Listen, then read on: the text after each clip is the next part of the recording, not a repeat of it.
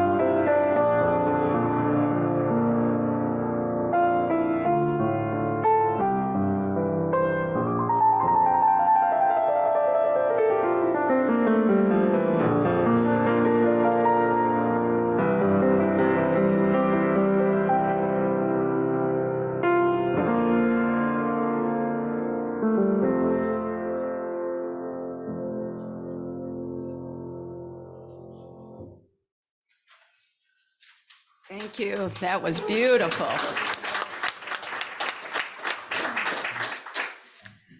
Our opening words are "Community Means Strength" by Starhawk. We are all longing to go home to some place we have never been, a place half remembered and half envisioned we can only catch glimpses of from time to time. Community. Somewhere there are people to whom we can speak with passion without having the words catch in our throats. Somewhere a circle of hands will open to receive us. Eyes will light up as we enter. Voices will celebrate with us whenever we come into our own power. Community means strength that joins our strength to do the work that needs to be done. Arms to hold us when we falter.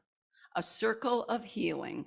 A circle of friends, someplace where we can be free. Come, let us worship together.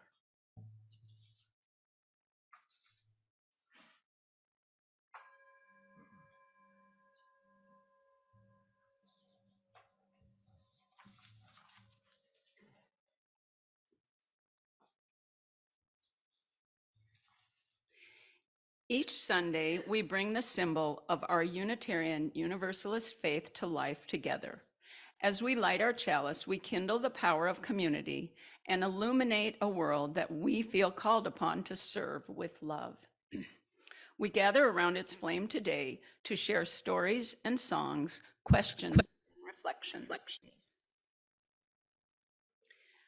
We join together in lighting our chalice with the words on the screen. Let us open our eyes to see what is beautiful.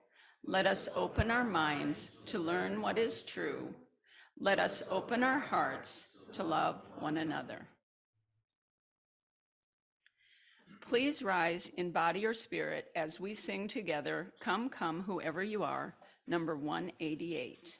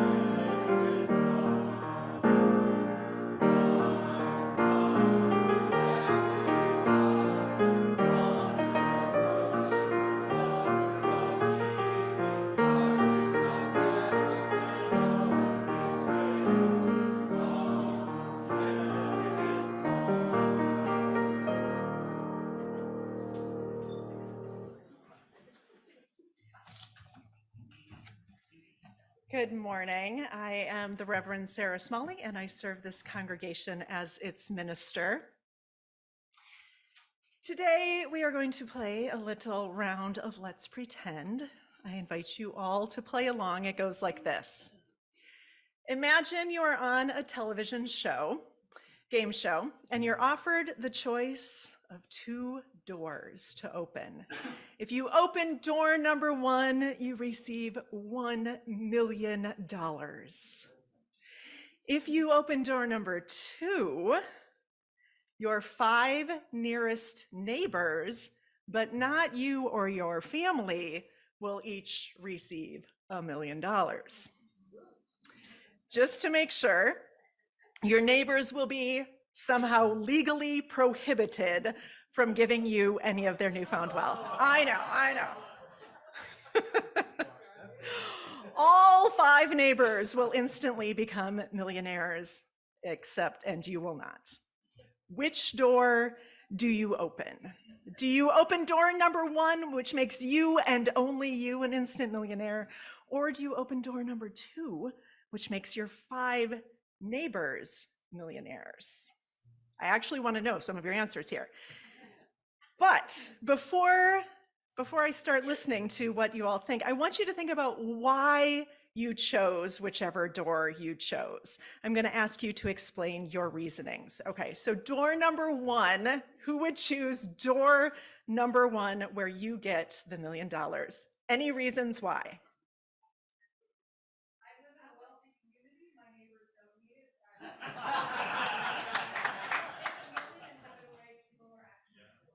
The answer was, for those who couldn't hear it, I would take door number 1 because my neighbors are wealthy already. They don't need it. I could distribute the money to people who needed it more. Your answer. I choose door number 1 because I don't know if my neighbors would spend it on good reasons or bad reasons, so I would have to make sure that I spend it on better reasons than they did. I would choose door number 1 because I don't know how my neighbors would spend it, and they might not spend it in ways that I agree with, so I would spend it according to my values. That was a paraphrase, but I think I got it.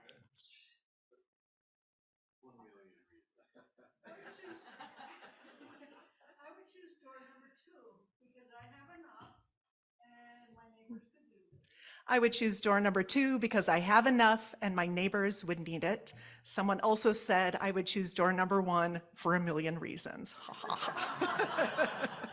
Go ahead. And then Susan.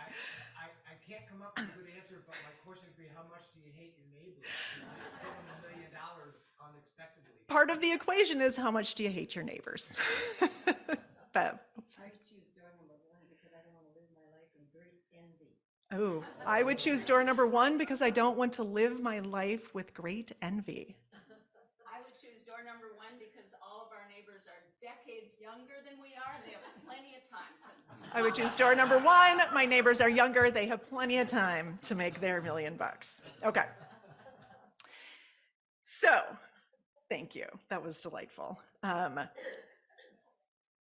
So the thought of this game of Let's Pretend, first, it's fun to think about how we might spend $1 million, but also because asking why helps us hear about motivations, what causes us to make certain choices. When we talk about choices, the choices we make to live out our values in community, we're talking, of course, about our ethics, about our shared values. So for example, if we follow utilitarianism, we are only focused on choosing actions that will create the greatest happiness in the world for the greatest number of people, so that would be door number 2. Or sometimes religion gives us ethical instructions like the golden rule, treat others how you want to be treated, which might mean I give away $1 million because I actually want to get $1 million. But as we just went through, there are other ways to think about this decision, because it's also important to care for ourselves, and sometimes caring for ourselves can come first. Maybe, as one of the examples was, maybe your neighbors would use their millions of dollars in ways that don't align with your values, or maybe your family really needs the money for something important, health care for a sick loved one, perhaps. Maybe you have ideas about how to use $1 million to care for yourself and your neighbors, and having that seed money could create even more goodness in the world. Generosity is good, and boundaries are good. Asking why is good. One of the things that we do in this congregation that we will be doing more and more of this fall is asking the questions about why we do things. Our questions, our conversations, and our wondering are often more important than our answers. No matter your age, your questions are welcome here. Your struggles, even our disagreements about how money should be spent. When we're here, we're practicing being the kind of community where we can speak without having the words catch in our throats. We get to ask why, not as a challenge, but as in, I wonder why. An opening to greater understanding of ourselves, each other, and our highest ideals. As we ask questions and listen deeply to answers, may we greet each other's voices and our own with kindness. Thank you for playing along.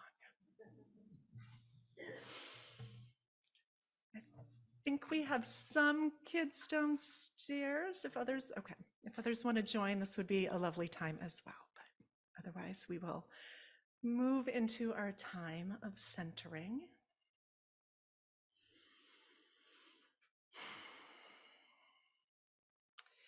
We believe that the details of our daily lives are sacred and important, and each week we gather, we share the sorrows and the celebrations of this community. And so now we light a candle for all of the simple joys that are sustaining us, and we light another candle in honor of the sorrows and hardships we may be carrying. And we light one more candle in honor of the sorrows and celebrations we carry in our hearts, but that have not been spoken aloud.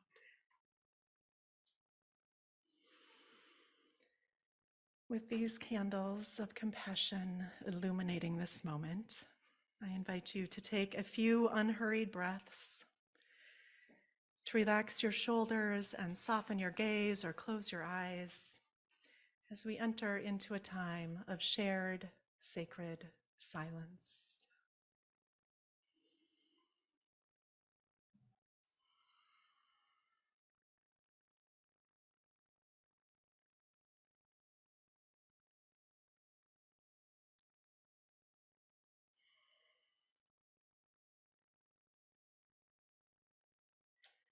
Spirit of life and love, we pause in this moment to rest in your sure embrace. We are lonely, angry, grieving, delighted, hopeful. We long to belong and to offer others the gift of belonging. In the words of Black Liturgy's author, Cole Arthur Riley, God who knows we can only pretend for so long. We long to be seen and we're terrified to be seen. We find ourselves in rooms where in order to belong, we must disguise and diminish ourselves, our bodies, our beliefs.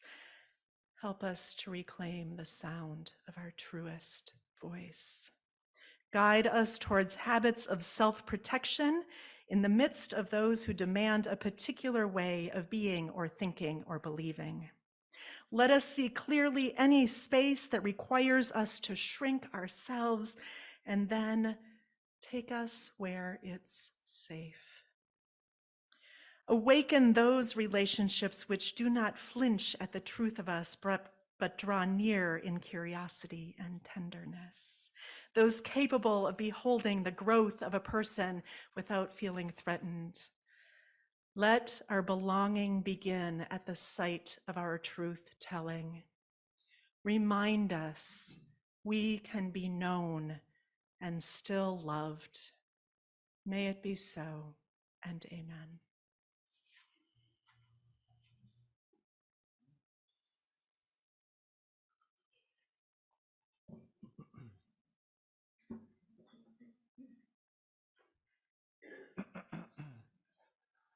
Yes. Yes. Am I on? Hello? There I am. Okay. Do you want to give me just a little bit more volume? Yeah, thank you. We have a wonderful relationship. That's too much. Yeah, bring it back down. That's good. Okay, we're good. This song, I sang this song at Tops at the beginning of the month, and Sara asked that we sing it again to sort of have a bookend. It's called One Voice. There are 4 verses. Actually, there are 5 verses. The first 3 we sing together, and then we're inviting you to sing the 4th verse, which is in your bulletin, okay? Which is, this is the sound of all of us singing with love, the will to trust. So by the time we get to the 4th verse, I'm sure we will be all in harmonious tune, and we will be singing as one voice. So I will sing the first verse. Naomi will join me on the second, and then Mary Jane will join me on the third. It all makes sense. Yes, and then we'll all sing together. This is the sound of one voice, one spirit, one voice. The sound of one who makes a choice. This is the sound of one voice. This is the sound of voices too. The sound of me singing with you, helping each other make it through. This is the sound of voices too. This is the sound of voices 3, singing together in harmony, surrender into the mystery. This is the sound of voices 3. Everyone together now. This is the sound of all of us, singing with love and the will to trust. Leave the rest behind, it will turn to dust. This is the sound of all of us. This is the sound of one voice. This is the sound of one voice. One people, one voice. A song for every one of us. This is the sound of one voice. This is the sound of one voice.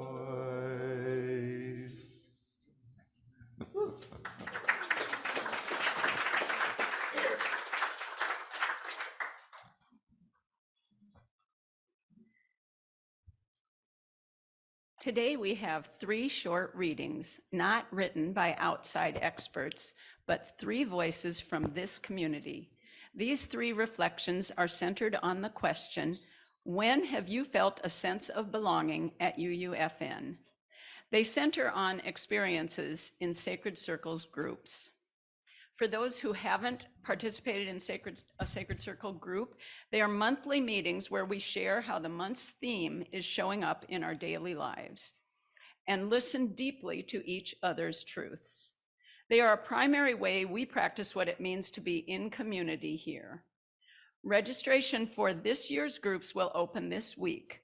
Watch your emails for more information. But whether you participate in a Sacred Circle group or not, I invite you to listen to the way these 3 voices have found belonging here. We'll start with the reflection from Ellen Saul. Ellen is traveling today and couldn't be here, so I will read her words. Then Bill McGrath and Mary Jane Lipinski will share their reflections. These are Ellen's words. John and I began our experience of UUFN during the COVID pandemic on Zoom. After services, we stayed online for the breakout groups, even though we didn't know anyone and we felt a bit awkward. We were welcomed. Folks in the group invited us to introduce ourselves and seemed to enjoy it when they saw us again. Brenda reached out with an invitation to get together, as did Sue Coleman. What a good feeling. There are people here who want to get to know me. We signed the book to become members a year ago in September at the first in-person service out in the parking lot. Many of the members at the service came up to introduce themselves or reconnect after having met online. It warmed my heart. I felt included, with a sense of genuine interest from folks to get to know us. When the notice came out about Sacred Circles, I was excited. I imagined it would be a chance to get to know some other members on a deeper level. That happened. I felt safe to share. I heard others deep sharing, and I felt a sense of belonging growing. Being able to participate and give something of myself, having it heard and held, that's a way I feel part of a community.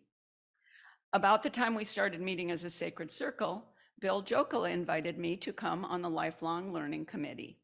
That fits several of my top values, including creativity, connections, spiritual learning, and giving back. It added a layer to my involvement in my Sacred Circle since we started exploring the Soul Matters packet a month ahead of time to write our article for Reach. In the years since John and I became members at UUFN, I felt more like I belonged here than I have in the past after several years of being a member of a church. Thank you so much to all of you for making UUFN a safe place for me to belong. Bill?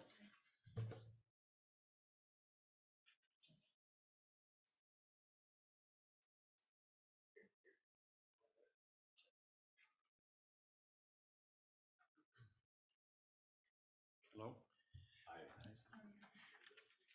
When I first heard the term Sacred Circles at UUFN, I misunderstood what it was all about. It's about 8 years ago. The word sacred led me to believe that these get-togethers had to do with learning more about religion. I was not interested in setting aside time to learn more about religion.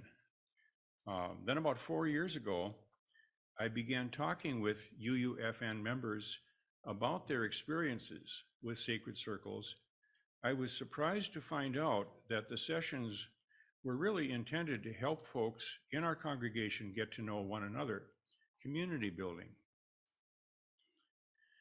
I then thought, well, why can't we just get to know each other by visiting after the church services on Sunday or by some other interactions?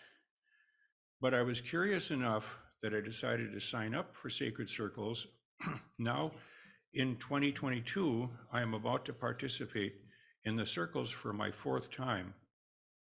What I like about Sacred Circles is that the participants, usually 8 people, with 2 of them being facilitators, take turns speaking from the heart about important things in their lives.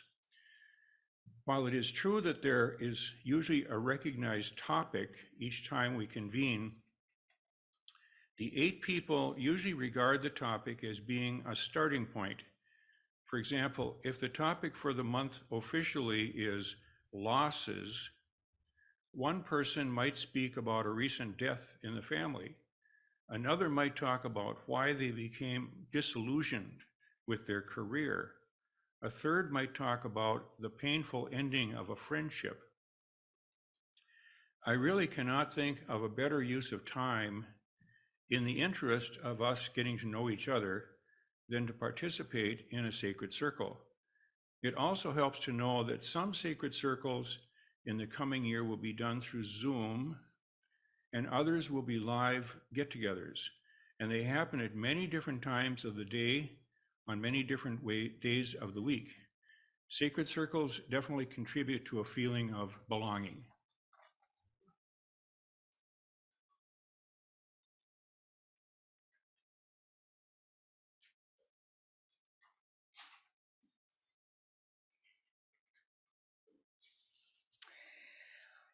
Well, I remember Bill and my first Sacred Circle session.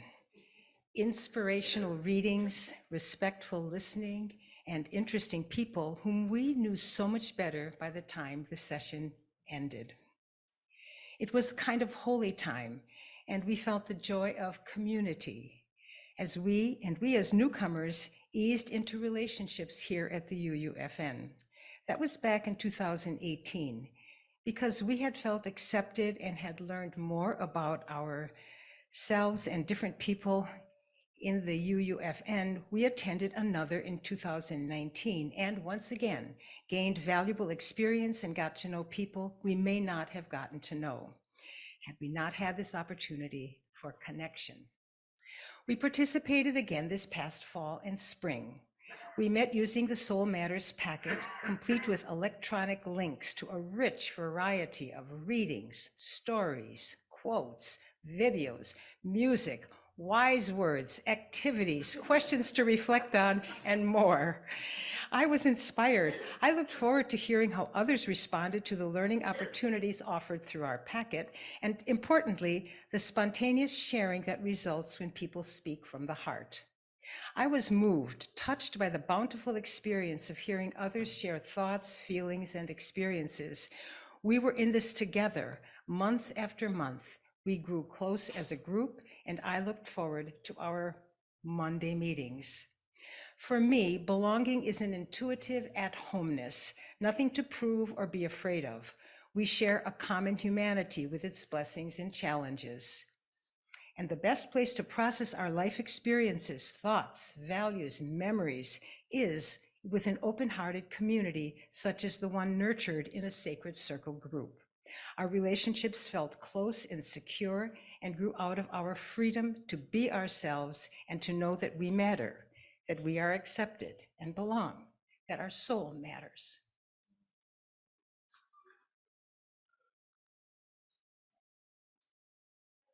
Amen. Thank you, Bree. In a moment, we'll take our morning offering, and you'll be invited to donate with cash, check, or online. But first, let me share more about this month's Share the Plate recipient. I invite you to think of this not as an offertory ask, but another reflection on belonging. The minister's discretionary fund, also known as the Help Fund, is a fund that the minister or pastoral care team can use to provide confidential assistance to those facing emergency financial need. This too is how we build belonging. Many congregations, even small congregations, have ministers' discretionary funds that are a couple of thousands of dollars. With money like that, when a congregant can't make rent, or needs help paying their heating bill, or has an emergency medical expense, we can respond immediately. Economic justice is a part of building belonging. This fund supports the ministry of the congregation in real and tangible ways. I invite you to give double or triple or more of whatever number you have in your mind. Or if you are not in a position to give anything right now, but rather need financial assistance, please reach out. There will be set policies, of course, about how this fund can be distributed, but you will never be judged for needing help of any kind. Let us be generous with one another. We will now take our morning offering with the choir singing for us.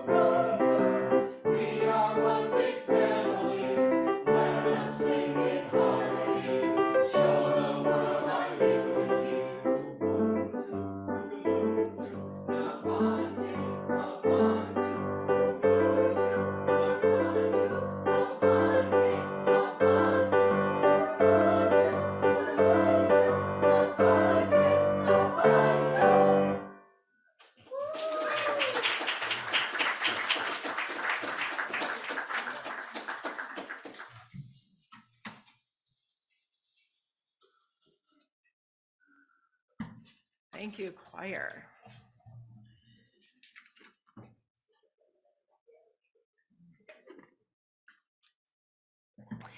Each Sunday this month, we've started our worship service by singing these words to each other.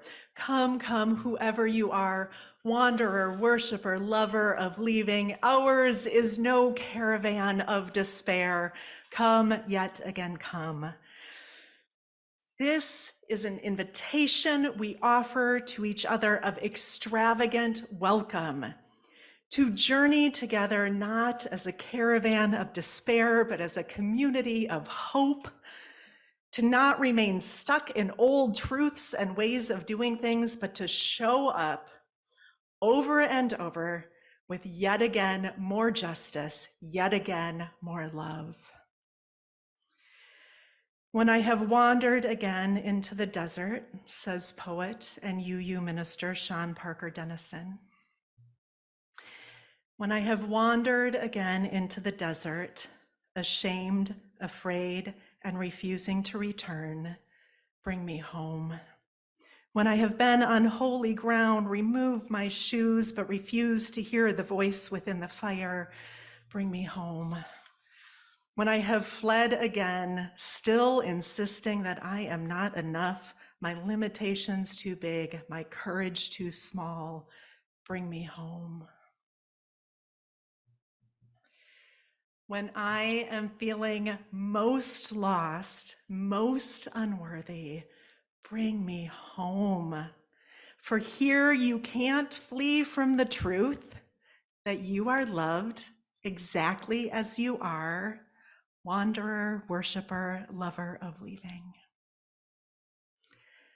Fun fact, that song we've been singing, Come, Come, Whoever You Are, has a descant, counter melody that didn't make it into our hymnal.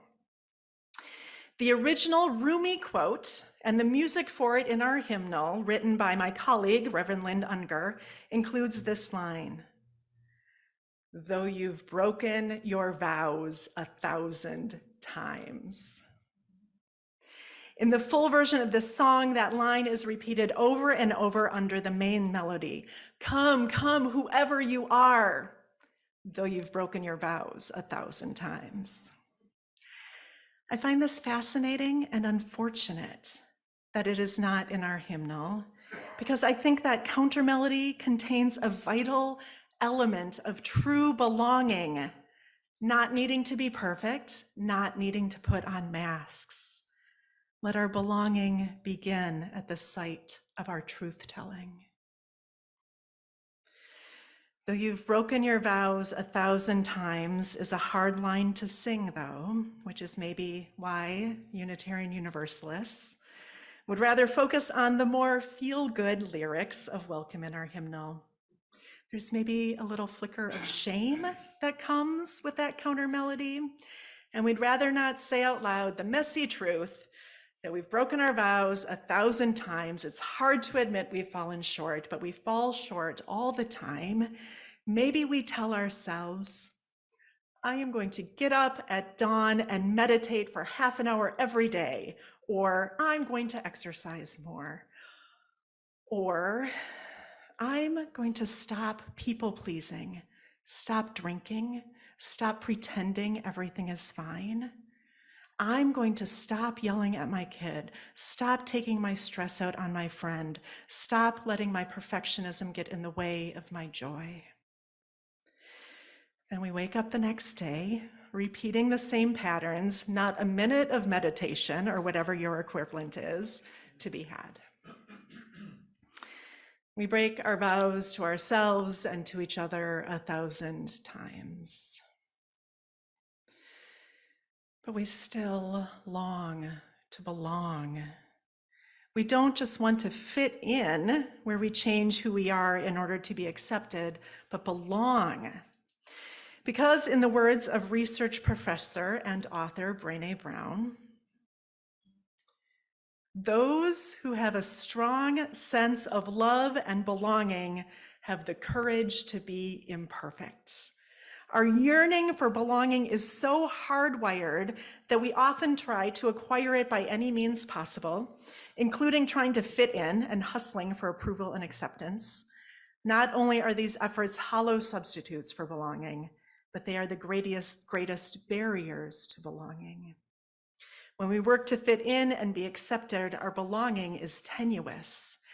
True belonging, says Brené Brown, true belonging doesn't require you to change who you are. It requires you to be who you are. True belonging, then, can't happen without both this melody of welcome and this counter melody of authenticity. It's not just that we welcome each other, we also show up authentically and do the work of repair when it's necessary. This is no caravan of despair, but the road is not always smooth. This all matters because belonging is a fundamental human need. If you spend much of your life feeling like you don't belong, and that makes you feel weird or sad or lonely, there's nothing wrong with you. Some of the most painful times of my life were when it seemed like everybody else belonged except me. Love and belonging are irreducible needs for all people, says Brown. In the absence of these experiences, there is always suffering. Because another fun fact, animals are born with whatever the most basic skill is that they need to survive. Sea turtles can find their way to the ocean. Giraffes can stand up and walk around within hours of birth. Humans cry out for help, cry out for relationship. I am because we are. Community means strength. This is our survival skill. We cannot thrive without relationship.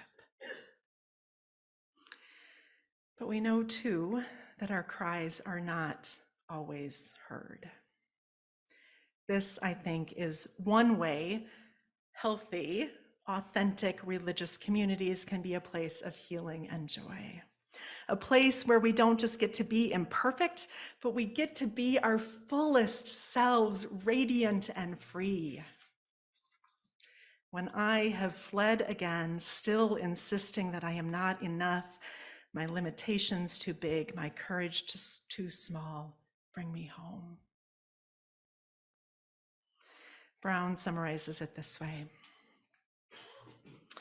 Belonging is a practice that requires us to be vulnerable, get uncomfortable, and learn how to be present with people without sacrificing who we are. Belonging is a practice. We learn how to be present with people without sacrificing who we are. So here at UUFM, maybe the most important thing we do is practice belonging. The mission statement for this congregation starts with, the Unitarian Universalist Fellowship of Northfield is an inclusive community. But we don't just have an inclusive community. We create one every time we gather. We all carry this shared responsibility. We need to practice this belonging stuff right here in this space with these people, and we need to do it precisely because we need to know how to more effectively experience and build belonging in the wider world, making the circle ever wider. The true gift of belonging, says Reverend Scott Taylor, the true gift of belonging is not that you get to come inside the circle. It's that you get to participate in expanding it. Circles that keep others out also keep the air out. No one inside a closed circle truly sings. As the circle grows, so do we. No matter how true I am to myself, no matter how courageously I show up, if I am hypothetically in a wider culture governed by patriarchal norms, I cannot fully belong. More, people socialized as men cannot fully belong either. Those parts of them that are feminine are silenced. No one inside a closed circle truly sings. This is true for whiteness as well. When white culture continues to be the assumed reality, anyone who doesn't fit that mold might be politely invited to stand in the circle, but not participate in shaping it. Expanding the circle then sounds lovely, but it's not easy. Expanding the circle means things change. There's discomfort in that. It means we prioritize justice over politeness, expansiveness over the status quo. And so we practice. We practice being in relationship. Sometimes that's easy and a delight. And sometimes we disagree about where coffee should be served and how money should be spent. And we annoy each other. And sometimes the humanists here feel left out. And sometimes it's the theists, and we need to practice. Some specific invitations on how to practice belonging here at UUFN to engage in the primary spiritual practice of belonging for self and others. You've heard about sacred circles as one way of practicing this, of paying attention to how the month's theme shows up in your life, and then perhaps vulnerably saying out loud your emerging truths, and the spiritual practice of holding space for others' emerging truths, offering them radical welcome. If you're a newcomer here, you are warmly and enthusiastically invited to attend our Newcomers Circle, which is sort of like Sacred Circles, but for newcomers, people new to Unitarian Universalism. This will be 4 sessions in late October and early November. We will gather to learn more about Unitarian Universalism and hear about each other's journeys, again, listening deeply to each other's emerging truths. The care team is offering a circle for caregivers in October, a way for those with similar life circumstances to gather for support. In November, the care team will gather a circle of those who want to talk more deeply about aging. Other months, the care team might invite circles for those parenting adult children or those holding grief or any number of topics. And as mentioned briefly previously, the board, here's another way to build belonging, not only for ourselves, but for those yet to come. The board will be hosting small group conversations about what we cherish most right now about this community and what we dream most about its potential. Those conversations will be about the why before we move into the how of investing in our future. They're about what belonging looks like, not just for those who are lucky enough to have already found us and know how amazing we are, but also for those who have yet to come through our doors and are longing to come home. I am because we are. This is the sound of one voice, the sound of one who makes a choice. This is the sound of voices 2 helping each other make it through, of voices 3 surrendering to the mystery. And this is the sound of all of us singing with love and the will to trust, the circle wide enough for all of us to sing. I want to practice this, of course. I want to invite all of us into song again in a moment. We'll sing "How Could Anyone Ever Tell You" 3 times through. The words will be on the screen, or if it's helpful for you to read the words, it's number 188 in the gray hymnal. But before we sing, here's the invitation. We'll sing this song 3 times through. The first time through, simply get to know the song and sink into its truth. The second time through, sing it to those gathered in this community, meaning it. And the third time through, sing it to yourself, knowing it. Let's sing together. Please rise.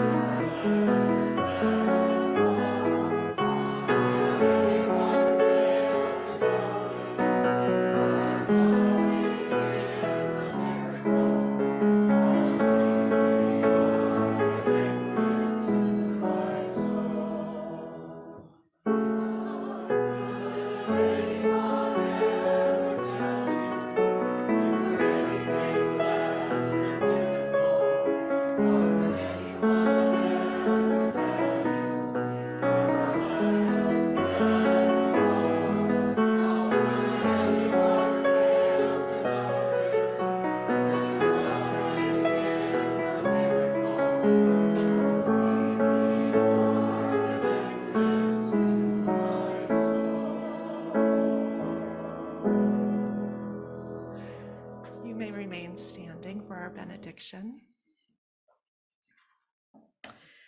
How could anyone fail to notice that your loving is a miracle?